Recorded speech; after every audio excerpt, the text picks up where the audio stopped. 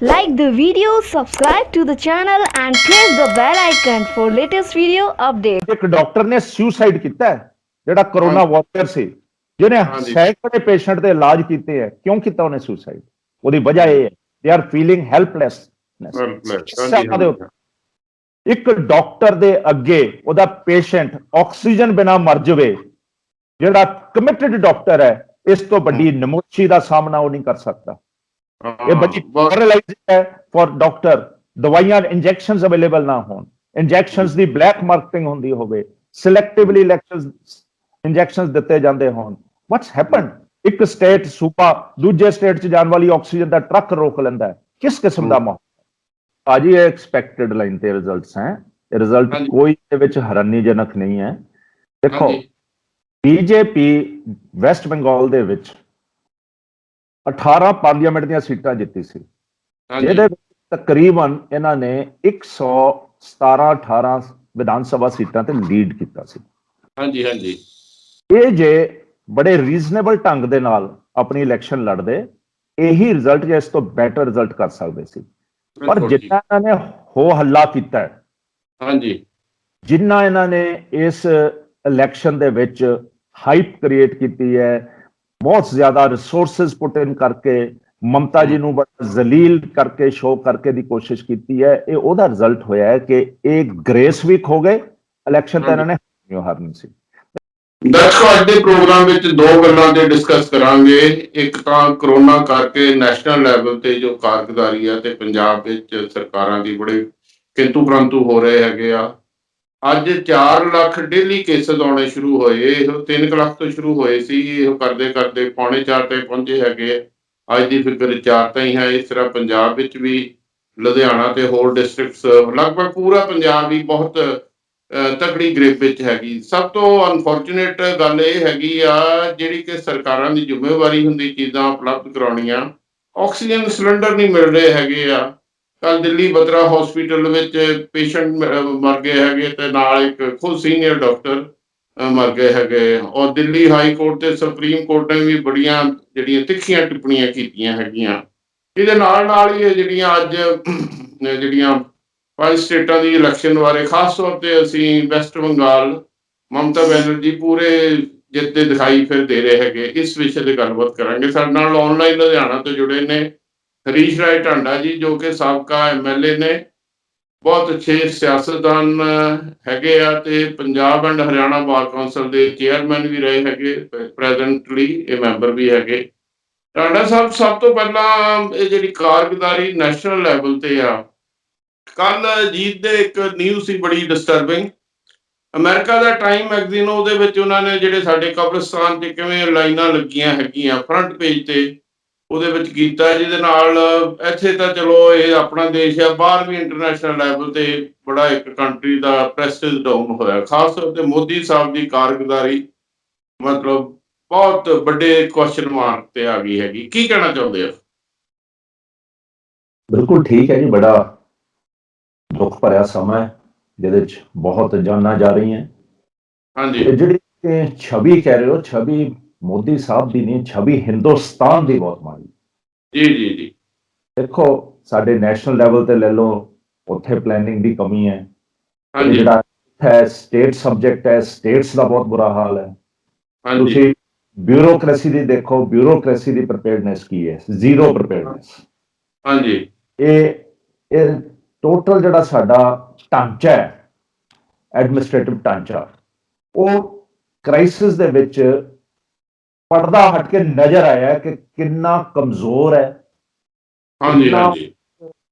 ਵਚਨਬੱਧਤਾ ਹੈ ਨਹੀਂ, ਉਹਦੇ 'ਚ ਰੀੜ ਦੀ ਹੱਡੀ ਹੈ ਨਹੀਂ। ਤੁਹਾਨੂੰ ਕਿਤੇ ਮੈਨੂੰ ਦੱਸੋ, ਕੋਈ ਡਿਪਟੀ ਕਮਿਸ਼ਨਰ ਹਿੰਦੁਸਤਾਨ ਦਾ ਨਜ਼ਰ ਆਇਆ ਜਿਹੜਾ ਹਸਪਤਾਲਾਂ 'ਚ ਚੱਕਰ ਕੱਢਦਾ ਫਿਰਦਾ ਹੋਵੇ? ਕੋਈ? ਸਾਰੇ ਇਹ ਗੱਲਾਂ ਕਰਦੇ ਨੇ ਬਚ ਕੇ। ਈਵਨ ਅਦਾਲਤਾਂ ਵੀ ਭੱਜਦੀਆਂ, ਅਦਾਲਤਾਂ ਕੇਸ ਕਰਨ ਤੋਂ ਭੱਜਦੀਆਂ। ਇਸ ਮਸਲੇ 'ਚ ਸਭ ਚੀਜ਼ ਨੂੰ ਠੱਪ ਕਰ ਦਈਏ, ਉਹੀ ਠੀਕ ਹੈ। ਇਹ ਕੱਲੇ ਡਾਕਟਰਸ ਨੂੰ ਤਾਰੀਫ ਕਰਨੀ ਪਊਗੀ। ਸਾਡਾ ਜਿਹੜਾ ਮੈਡੀਕਲ ਪੈਰਾਮੈਡੀਕਲ ਸਟਾਫ ਹੈ, ਡਾਕਟਰਸ ਹੈ, ਬੜੀ ਬਰੇਵਰੀ ਦਿਖਾਈ ਹੈ। ਉਹ ਵੀ ਸਾਰਿਆਂ ਨੇ ਨਹੀਂ ਦਿਖਾਈ, ਉਹਨਾਂ ਦੇ ਵਿੱਚੋਂ ਚੁਣਿੰਦਾ ਨੇ ਦਿਖਾਈ ਹੈ ਜਿਹੜੇ ਆਪ ਆਫਰ ਕਰਕੇ ਅੱਗੇ ਆ ਕੇ ਇਹਨਾਂ ਦੇ ਇਲਾਜ ਦੇ ਵਿੱਚ ਤੇ ਸਾਂਭ ਸੰਭਾਲ ਦੇ ਵਿੱਚ ਲੱਗੇ ਹੈ। ਤੇ ਕਈ ਜਗ੍ਹਾ ਤਾਂ 16-16 ਘੰਟੇ 18-18 ਘੰਟੇ ਡਾਕਟਰ ਕੰਮ ਕਰ ਰਹੇ ਹੈ, ਨਰਸਿਸ ਕੰਮ ਕਰ ਰਹੀਆਂ, ਪੈਰਾਮੈਡੀਕਲ ਕੰਮ ਕਰ ਰਹੇ ਹੈ। ਹਾਂਜੀ ਹਾਂਜੀ। ਜੇ ਆਪਣੀ ਸਟੇਟ ਦੀ ਗੱਲ ਕਰੀਏ ਤੇ ਇੱਥੇ ਵੀ ਬੜੀ ਬੁਰੀ ਹਾਲਤ ਹੈਗੀ ਆ, ਮਤਲਬ ਆਕਸੀਜਨ ਦੀ ਜਿਹੜੀ ਹੈਗੀ ਆ ਸਪਲਾਈ ਉੱਥੇ ਤਾਂ ਬੜੀ ਅਕਿਊਟ ਸ਼ਾਰਟੇਜ ਦੇ। ਸਟੇਟ ਗਵਰਨਮੈਂਟ ਕਹਿੰਦੀ ਸਾਡੇ ਤੋਂ ਦਿੱਲੀ ਤੋਂ ਨਹੀਂ ਆਏ ਹੈਗੇ। ਦੇਖੋ ਇਹ ਲਾਈਜ਼ਨਿੰਗ ਇਹਨਾਂ ਨੇ ਪਹਿਲਾਂ ਕਰਨੀ, ਜੇ ਇਹਨਾਂ ਨੂੰ ਆਪਣੇ ਵੱਡੇ ਵੱਡੇ ਮੰਤਰੀ ਆਏ ਹੋ, ਵੱਡੀ ਵੱਡੀ ਬਿਊਰੋਕਰੇਟ ਆਫਿਸਰ ਹੈਗੇ ਆ, ਇਹ ਕਰਦੇ ਕੀ ਰਹੇ ਹੈਗੇ, ਇਹਨਾਂ ਨੂੰ ਕੋਈ ਪੁੱਛਣ ਵਾਲਾ ਨਹੀਂ ਹੈਗਾ।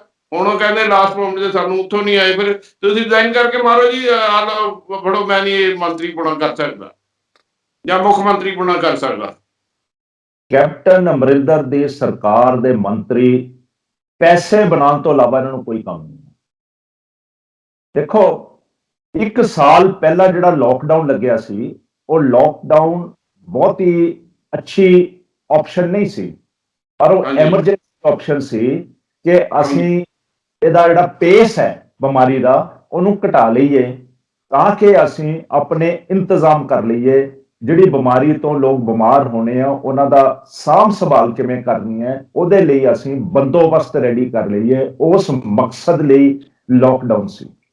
ਹਾਂਜੀ, ਕਿਸਮਤ ਚੰਗੀ ਹੈ, ਉਸ ਸਮੇਂ ਵੀ ਪੂਰੀ ਵਰਲਡ ਦੇ ਐਕਸਪਰਟਸ, ਚਾਹੇ ਆਕਸਫੋਰਡ ਯੂਨੀਵਰਸਿਟੀ ਹੋਵੇ, ਵਾਸ਼ਿੰਗਟਨ ਯੂਨੀਵਰਸਿਟੀ ਹੋਵੇ, ਲੰਡਨ ਸਕੂਲ ਆਫ ਇਕਨੋਮਿਕਸ ਵਾਲੇ ਸੀ, ਉਹਨਾਂ ਦੀਆਂ ਖੋਜਾਂ ਕਹਿ ਰਹੀਆਂ ਸੀ ਕਿ ਹਿੰਦੁਸਤਾਨ ਦੇ ਜਿਹੜੇ ਰੋਜ਼ਾਨਾ ਦੇ ਪੇਸ਼ੈਂਟਸ ਹੈ 10 ਲੱਖ ਕ੍ਰਾਸ ਕਰ ਸਕਦੇ ਹੈ ਤੇ 6 ਕਰੋੜ ਐਕਟਿਵ ਕੇਸਿਸ ਇੰਡੀਆ 'ਚ ਹੋਣ ਦੀ ਉਹਨਾਂ ਨੇ ਖਦਸ਼ੇ ਜ਼ਾਹਰ ਕੀਤੇ ਸੀ। ਪਰ ਉਸ ਟਾਈਮ ਅਸੀਂ ਕੁਦਰਤੀ ਬਚ ਗਏ, ਜਿਹਨੂੰ ਸਾਰੇ ਹੀ ਆਪਣੀ ਹਿੰਦੁਸਤਾਨ ਦੀ ਵਧੀਆ ਮੈਨੇਜਮੈਂਟ ਨੂੰ ਕਹਿ ਕੇ ਆਪਣੀ ਪਿੱਠ ਆਪ ਠੋਕਦੇ ਰਹੇ। ਕੈਪਟਨ ਸਾਹਿਬ ਆਪਰੇਸ਼ਨ ਫਤਿਹ ਕਿਟਸ ਬਣਾਤੀਆਂ। ਦੇਖੋ ਕੈਪਟਨ ਸਾਹਿਬ ਦੀ ਪੂਰੀ ਕਾਰਜੋਰੀ 4.5 ਸਾਲ ਦੀ ਕਲਾ ਦੇ ਫਾਇਰਿੰਗ ਦੇ ਵਿੱਚ 2 ਜਿਹੜੇ ਬੰਦਿਆਂ ਦੀ ਸ਼ਹਾਦਤ ਹੋਈ ਹੈ, ਉਹਦੇ ਇਰਦ ਗਿਰਦ ਸਿਆਸਤ ਘੁਮਾਉਣ ਦੇ ਇਲਾਵਾ ਹੋਰ ਕੱਖ ਨਹੀਂ ਕੀਤਾ। ਉਹ ਚ ਕੁਝ ਨਹੀਂ ਨਿਕਲਿਆ। ਦੇਖੋ ਸਭ ਤੋਂ ਦੁਖਦਾਈ ਹੈ ਬੇਅਦਬੀ। ਉਹ ਇੱਕ ਸਾਜ਼ਿਸ਼ ਦੇ ਤਹਿਤ ਸੀਗੀ ਅਕਾਲੀ ਦਲ ਨੂੰ ਬਦਨਾਮ ਕਰਨ ਲਈ, ਉਸ ਟਾਈਪ ਦੀ ਗਵਰਨਮੈਂਟ ਨੂੰ ਬਦਨਾਮ ਕਰਨ ਲਈ। ਉਹ ਸਾਜ਼ਿਸ਼ ਹਲੇ ਤੱਕ ਲੱਭੀ। ਹਾਂਜੀ, ਲੱਭੂ ਕਿਉਂ? ਕਿਉਂਕਿ ਸਾਜ਼ਿਸ਼ ਕਰਨ ਵਾਲੇ ਲੱਭਣਾ ਚਾਹੁੰਦੇ ਹੈ। ਹਾਂਜੀ, ਤੇ ਜਿਹੜੇ ਉਹ ਬੰਦਿਆਂ ਦੀ ਡੈਥ ਹੋਈ, ਡੈਫੀਨੇਟਲੀ ਕਿਸੇ ਦੀ ਕੁਤਾਹੀ ਹੋਊਗੀ। ਉਹ ਲੀਗਲ ਪ੍ਰੋਸੈਸ ਚੱਲ ਰਿਹਾ ਹੈ, ਉਹਦੇ ਤੁਸੀਂ ਚਲਾਨ ਵੀ ਦੇ ਦਿੱਤੇ ਹੈ, ਜਿਹਦੇ ਤੇ ਅਦਾਲਤ ਨੇ ਕਮੈਂਟ ਕਿਸ ਕਿਸਮ ਦੇ ਕੀਤੇ ਹੈ। ਕੁੰਵਰ ਵਿਜੇ ਪ੍ਰਤਾਪ ਵਰਗਾ ਇੱਕ ਮੰਤਵ ਦੇ ਨਾਲ ਕੰਮ ਕਰਨ ਵਾਲੇ ਬੰਦੇ ਨੂੰ ਤੁਸੀਂ ਪਰਪਸਫੁਲੀ ਇਨਵੈਸਟੀਗੇਸ਼ਨ ਦਿੰਦੇ ਹੋ।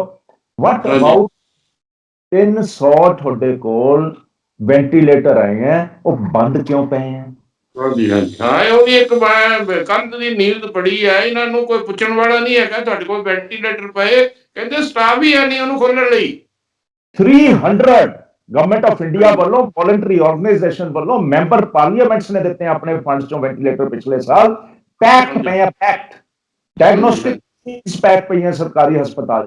ਇੱਕ ਬੰਦਾ ਇਹਨਾਂ ਤੋਂ ਟ੍ਰੇਨ ਕਰਕੇ ਭਰਤੀ ਨਹੀਂ ਕਰ ਹੋਇਆ। ਇਹਨਾਂ ਕੋਲ ਅੱਜ ਤੱਕ ਜਿਹੜੇ ਰੇਲ ਹਾਦਸੇ 'ਚ ਬੰਦੇ ਮਰ ਗਏ ਉਹਨਾਂ ਦੀ ਰਿਸਪੌਂਸਿਬਿਲਟੀ ਨਹੀਂ ਫਿਕਸ ਕਰ ਹੋਈ। ਜਿਹੜੇ ਸ਼ਰਾਬ ਪਿਲਾ ਕੇ ਇਹਨਾਂ ਦੇ ਐਮਐਲਏ ਨੇ ਮਾਰ ਦਿੱਤੇ, ਉਹਨਾਂ ਦਾ ਅੱਜ ਤੱਕ ਰਿਸਪੌਂਸਿਬਿਲਟੀ ਫਿਕਸ ਨਹੀਂ ਕੀਤੀ, ਕਿਸੇ ਨੂੰ ਰਾਹਤ ਨਹੀਂ ਮਿਲਿਆ। ਤੁਸੀਂ ਉਹ 2 ਪੁਲਿਸ ਫਾਇਰਿੰਗ ਦੀ ਸਿਆਸਤ ਤੇ ਘੁੰਮੋਗੇ।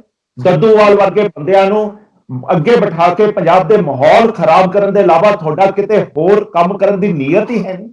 ਐਡੀ ਵੱਡੀ ਮਹਾਮਾਰੀ ਹੈ ਇਹ। ਇਸ ਮਹਾਮਾਰੀ ਦੇ ਵਿੱਚ ਗਵਰਨਮੈਂਟ ਦੱਸੇ ਗਵਰਨਮੈਂਟ ਨੇ ਕੀ ਕੀਤਾ।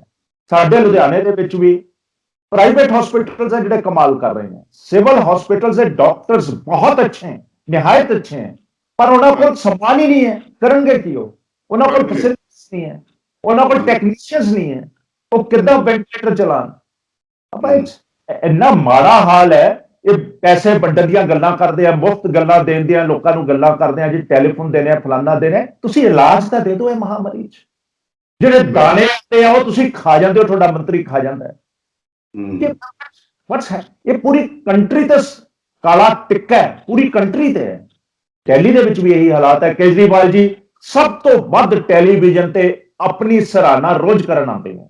ਰੋਜ਼ ਇੱਕ ਗਰੀਬੜਾ ਚਿਹਰਾ ਲੈ ਕੇ माफिया भी मांग लेंगे हैं सेंटर तो, हम सरकार के साथ चलेंगे, मैं प्रार्थना करता हूं। तेरी प्रार्थना की करूगी? Where are your hospitals? ਜਿਹੜੇ ਹਸਪੀਟਲਸ ਦੀ ਰੋਜ਼ ਛੋਲੇ ਕਰਨਾ ਕਿੱਥੇ ਗਏ ਹੋ hospitals? Where is your preparedness for oxygen? ਇਹ ਕਹਿ ਦੇਣਾ ਕਿ ਦਿੱਲੀ ਇੰਡਸਟਰੀਅਲ ਸਿਟੀ ਨਹੀਂ ਹੈ, ਸਾਡੇ ਕੋਲ ਇੱਥੇ ਮੁਹੱਈਆ ਨਹੀਂ ਹੈ, ਹਲੇ ਤੱਕ ਐਗਰੀਮੈਂਟ ਨਹੀਂ ਸੀ ਕੀਤੇ ਜਾ ਸਕਦੇ ਇੰਡਸਟਰੀਜ਼ ਦੇ ਨਾਲ ਬਾਏ ਕਰਨ ਲਈ, ਇਹ ਸਟਾਕ ਪਾਈਲਸ ਰੱਖਣੇ ਨਹੀਂ ਸੀ ਚਾਹੀਦੇ। ਸੈਕੰਡ ਸਪਾਈਕ ਦਾ ਹਿੰਦੁਸਤਾਨ ਚ ਕਿਸੇ ਨੇ ਸੋਚਿਆ ਹੀ ਨਹੀਂ ਸੀ ਸਪਾਈਕ ਹੋ ਜੂ। ਦੇ ਵਰ ਸੋ ਨੈਗੇਟਿਵ, ਫਾਰ ਸਾਈਟਡਨੈਸ ਹੈ ਹੀ ਨਹੀਂ ਇੰਡੀਅਨਸ ਦੇ ਵਿੱਚ ਕਿਸੇ ਦੇ ਵਿੱਚ। ਤੁਹਾਡੇ ਬਿਊਰੋਕਰੈਟਸ ਚੋਰ ਹੈ। ਇੱਕ ਬਿਊਰੋਕਰੇਟ ਕਹਿ ਰਿਹਾ ਬੰਬੇ ਦਾ, ਉਹ ਕਹਿੰਦਾ ਜੀ ਕਿ 100 ਕਰੋੜ ਖਾਣ ਦਾ ਇੱਕ ਸਬ ਇੰਸਪੈਕਟਰ ਨੂੰ ਆਰਡਰ ਦਿੰਦਾ ਸੀ ਮੰਤਰੀ। ਮਤਲਬ ਕਿਸ wear this country has landed. ਹੁਣ ਟਾਟਾ ਸਾਹਿਬ ਅਕਲ ਆਏਗੀ ਸਰਕਾਰਾਂ ਨੂੰ ਕਿ ਨਹੀਂ ਆਏ? ਇਸ ਨਹੀਂ ਆ ਜਿਹੜਾ ਲੇਟੈਸਟ ਹਾਲਾਤ ਹੁਣ ਕੁਝ ਕਰਨਗੇ ਕਿ ਜਾਂ ਮਰਨ ਲਈ ਲੋਕਾਂ ਨੂੰ ਆਪਣੇ ਆਪ ਬਚਣਾ ਬਚ ਜਾਓ, ਨਹੀਂ ਤਾਂ ਮਰਨਾ ਮਰ ਜਾਓ? ਕੀ ਕੁਝ ਅਕਲ ਆਏਗੀ ਸਰਕਾਰਾਂ ਨੂੰ? ਦੋ ਪਈਆਂ ਵਿਸਰ ਗਈਆਂ ਸਦਕਾ ਮੇਰੀ ਢੂਈ ਦਾ ਠੀਕ ਹੈ। ਹਾਂਜੀ ਦੇਖੋ ਅਨਪਾਰਡਨੇਬਲ ਐਕਟਸ ਹੈ। ਹਾਂਜੀ ਅੱਜ ਇੱਕ ਡਾਕਟਰ ਨੇ ਸੁਸਾਈਡ ਕੀਤਾ ਹੈ, ਜਿਹੜਾ ਕਰੋਨਾ ਵਾਰੀਅਰ ਸੀ, ਜਿਹਨੇ ਸੈਂਕੜੇ ਪੇਸ਼ੈਂਟ ਦੇ ਇਲਾਜ ਕੀਤੇ ਹੈ। ਕਿਉਂ ਕੀਤਾ ਉਹਨੇ ਸੁਸਾਈਡ? ਉਹਦੀ ਵਜ੍ਹਾ ਇਹ ਹੈ ਦੇ ਆਰ ਫੀਲਿੰਗ ਹੈਲਪਲੈਸ। ਇੱਕ ਡਾਕਟਰ ਦੇ ਅੱਗੇ ਉਹਦਾ ਪੇਸ਼ੈਂਟ ਆਕਸੀਜਨ ਬਿਨਾ ਮਰ ਜਾਵੇ, ਜਿਹੜਾ ਕਮਿਟਡ ਡਾਕਟਰ ਹੈ, ਇਸ ਤੋਂ ਵੱਡੀ ਨਮੋਸ਼ੀ ਦਾ ਸਾਹਮਣਾ ਉਹ ਨਹੀਂ ਕਰ ਸਕਦਾ। ਇਹ ਬੱਚੀ ਪੈਰਾਲਾਈਜ਼ਡ ਹੈ ਫॉर ਡਾਕਟਰ। ਦਵਾਈਆਂ ਇੰਜੈਕਸ਼ਨਸ ਅਵੇਲੇਬਲ ਨਾ ਹੋਣ, ਇੰਜੈਕਸ਼ਨਸ ਦੀ ਬਲੈਕ ਮਾਰਕੀਟਿੰਗ ਹੁੰਦੀ ਹੋਵੇ, ਸਿਲੈਕਟਿਵਲੀ ਇੰਜੈਕਸ਼ਨਸ ਦਿੱਤੇ ਜਾਂਦੇ ਹੋਣ। What's happen? ਇੱਕ ਸਟੇਟ ਸੂਬਾ ਦੂਜੇ ਸਟੇਟ 'ਚ ਜਾਣ ਵਾਲੀ ਆਕਸੀਜਨ ਦਾ ਟਰੱਕ ਰੋਕ ਲੈਂਦਾ ਹੈ। ਕਿਸ ਕਿਸਮ ਦਾ ਮਾਹੌਲ? ਬਹੁਤ ਮਾੜੀ ਹਾਲਤ। ਵਾਰ ਟਾਈਮ ਮੰਗੋ ਇਹਨਾਂ ਤੇ, ਕ੍ਰਾਈਮ ਦੇ ਕੇਸਿਸ ਰਜਿਸਟਰ ਕਰਕੇ ਸਮਰੀ ਟ੍ਰਾਇਲਸ ਕਰਨੇ ਚਾਹੀਦੇ, ਇਹਨਾਂ ਨੂੰ ਸਜ਼ਾ ਦਵਾਉਣੀ ਚਾਹੀਦੀ ਹੈ। ਜਿੰਨੇ ਇਹ ਨਲਾਇਕ ਪੋਲੀਟੀਸ਼ੀਅਨਸ ਹੈ, ਜਿੰਨੇ ਨਲਾਇਕ ਬਿਊਰੋਕਰੇਟਸ ਹੈ, ਸਾਰਿਆਂ। ਬਿਲਕੁਲ ਠੀਕ ਹੈ। ਅੱਛਾ ਹੁਣ ਆਪਾਂ ਦੂਸਰੇ ਪਾਰਟ ਤੇ ਵੀ ਆਈਏ। ਚਲੋ ਪੋਲੀਟੀਕਲ ਲੋਕਾਂ ਨੇ ਪੋਲਿਟਿਕਸ ਤਾਂ ਕਰਨੀ ਹੁੰਦੀ, ਵਧੀਆ ਤਰੀਕੇ ਨਾਲ ਜੈਨੂਅਨ ਪੋਲਿਟਿਕਸ ਕਰੋ। ਇਹ ਜਿਸ ਤਰੀਕੇ ਨਾਲ ਖਾਸ ਤੌਰ ਤੇ ਬੀਜੇਪੀ ਪਾਰਟੀ ਸੀ ਆ ਜਿਹੜੀਆਂ ਵੀ 5 ਸਟੇਟਾਂ ਵਿੱਚ ਇਲੈਕਸ਼ਨ ਸੀ, ਵਨ ਵੀ ਇਹਨੂੰ ਕਹਿ ਲਈਏ ਬਾਈ ਹੁੱਕ ਐਂਡ ਕ੍ਰੁਕ, ਹੁਣ ਬਹੁਤਾ ਤਾਂ ਮੈਂ ਕੀ ਕਹਾਂ, ਤੇ ਜਿਹਦੇ ਰਿਜ਼ਲਟਸ ਬੜੇ ਸਰਪ੍ਰਾਈਜ਼ਿੰਗ ਆਏ। ਖਾਸ ਤੌਰ ਤੇ ਜੇ ਆਪਾਂ ਵੈਸਟ ਬੰਗਾਲ ਦਾ ਕਰੀਏ, ਮਮਤਾ ਬੈਨਰਜੀ ਨੇ ਕਮਾਲ ਕਰ ਦਿੱਤੀ ਹੈਗੀ ਆ। ਉਹਦੇ ਵੈਸਟ ਬੰਗਾਲ ਦੇ ਰਿਜ਼ਲਟਸ ਬਾਰੇ ਕੀ ਕਹਿਣਾ ਚਾਹੁੰਦੇ ਹੋ? ਭਾਜੀ ਇਹ ਐਕਸਪੈਕਟਡ ਲਾਈਨ ਤੇ ਰਿਜ਼ਲਟਸ ਹੈ। ਇਹ ਰਿਜ਼ਲਟ ਕੋਈ ਇਹਦੇ ਵਿੱਚ ਹੈਰਾਨੀਜਨਕ ਨਹੀਂ ਹੈ।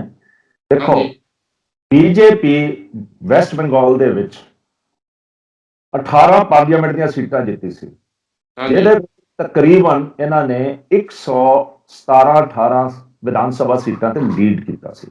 ਹਾਂਜੀ ਹਾਂਜੀ। ਇਹ ਜੇ ਬੜੇ ਰੀਜ਼ਨੇਬਲ ਢੰਗ ਦੇ ਨਾਲ ਆਪਣੀ ਇਲੈਕਸ਼ਨ ਲੜਦੇ, ਇਹੀ ਰਿਜ਼ਲਟ ਜਾਂ ਇਸ ਤੋਂ ਬੈਟਰ ਰਿਜ਼ਲਟ ਕਰ ਸਕਦੇ ਸੀ। ਪਰ ਜਿੰਨਾ ਇਹਨਾਂ ਨੇ ਹੋ ਹੱਲਾ ਕੀਤਾ ਹੈ, ਹਾਂਜੀ, ਜਿੰਨਾ ਇਹਨਾਂ ਨੇ ਇਸ ਇਲੈਕਸ਼ਨ ਦੇ ਵਿੱਚ ਹਾਈਪ ਕ੍ਰੀਏਟ ਕੀਤੀ ਹੈ, ਬਹੁਤ ਜ਼ਿਆਦਾ ਰਿਸੋਰਸਿਸ ਪੁੱਟ ਇਨ ਕਰਕੇ ਮਮਤਾ ਜੀ ਨੂੰ ਬੜਾ ਜ਼ਲੀਲ ਕਰਕੇ ਸ਼ੋਅ ਕਰਕੇ ਦੀ ਕੋਸ਼ਿਸ਼ ਕੀਤੀ ਹੈ, ਇਹ ਉਹਦਾ ਰਿਜ਼ਲਟ ਹੋਇਆ ਹੈ ਕਿ ਇਹ ਗ੍ਰੇਸ ਵੀਕ ਹੋ ਗਏ। ਇਲੈਕਸ਼ਨ ਤਾਂ ਇਹਨਾਂ ਨੇ ਹਾਰਨੀ ਸੀ।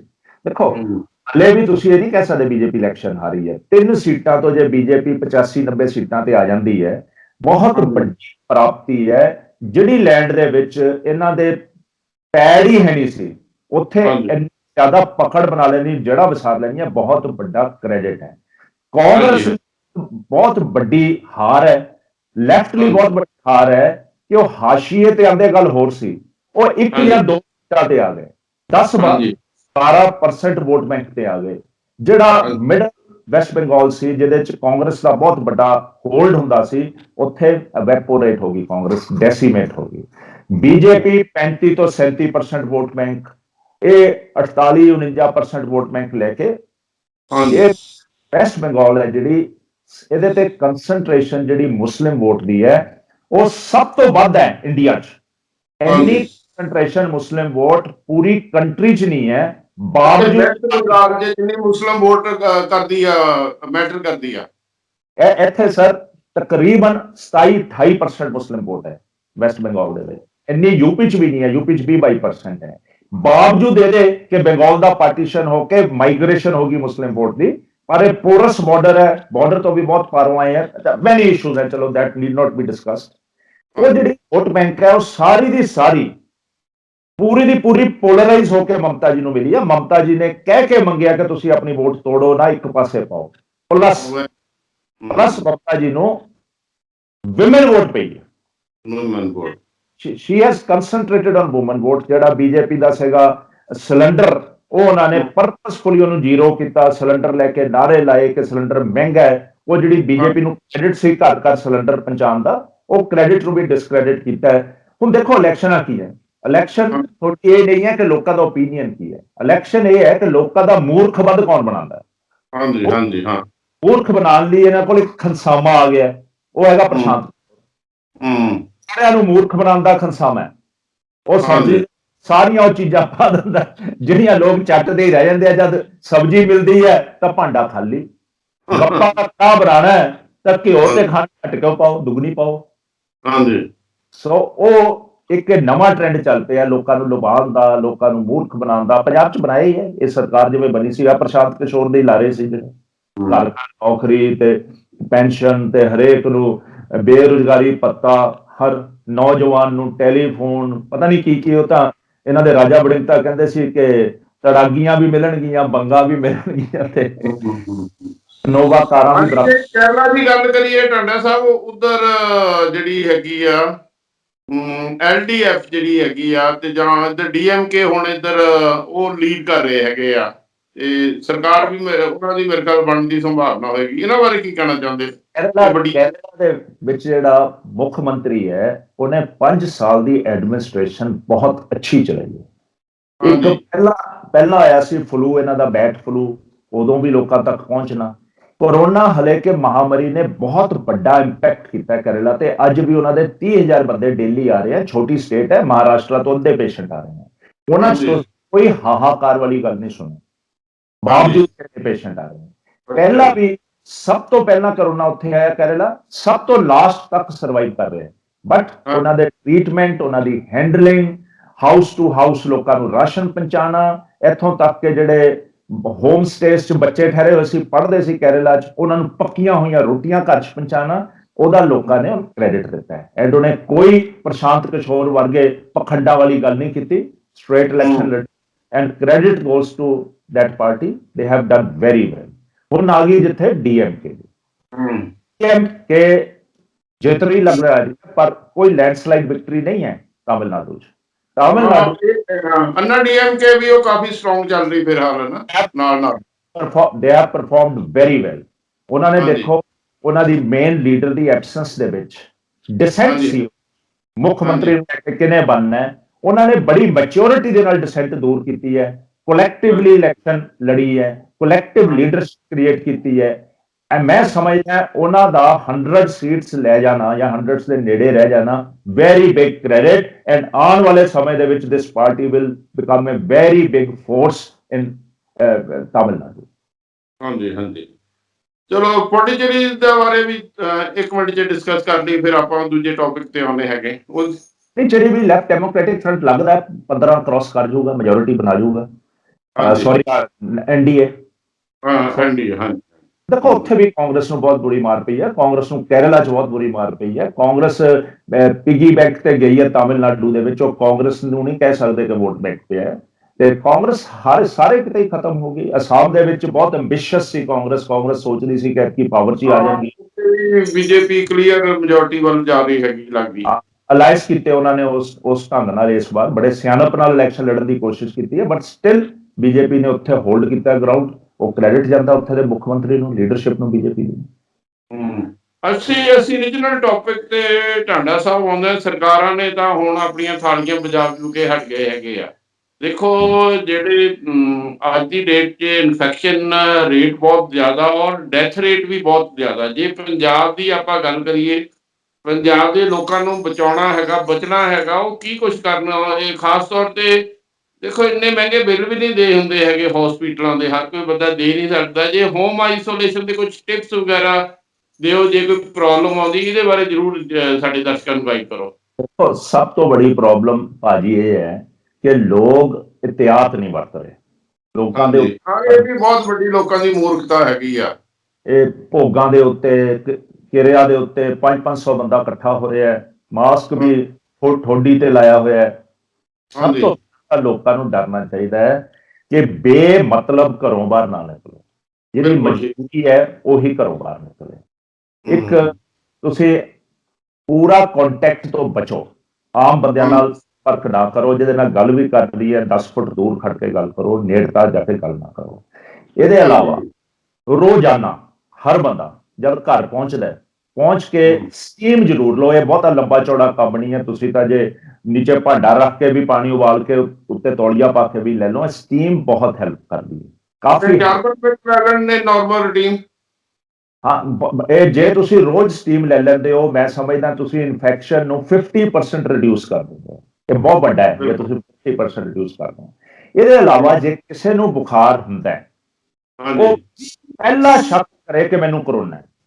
ਪ੍ਰੋਬਲਮ ਹੈ ਕਿ ਉਹ ਲਾਸਟ ਸ਼ੱਕ ਕਰਦੇ ਆ ਕਿ ਮੈਨੂੰ ਕਰੋਨਾ ਹੈ। ਸਾਰੇ ਡਿਨਾਈਲ ਮੋਡ 'ਚ, ਨਹੀਂ ਮੈਨੂੰ ਠੰਡ ਲੱਗ ਗਈ, ਮੈਂ ਰਾਤੀ ਨਹਾ ਲਿਆ ਸੀ, ਮੈਂ ਏਸੀ ਆਨ ਕਰ ਲਿਆ ਸੀ। ਇਹ ਬੰਦ ਕਰਨ।